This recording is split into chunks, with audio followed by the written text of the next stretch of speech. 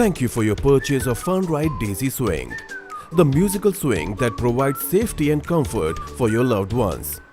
Funride Daizy Swing comes with sturdy base support and with must-have safety and unique features.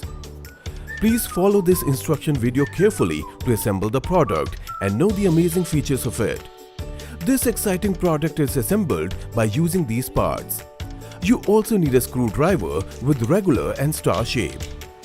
Insert the provided two AA batteries on the back of the musical tray.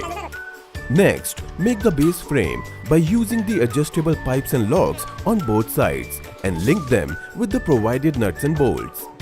Now slide the swing fitting pipes into the musical tray both sides and lock them.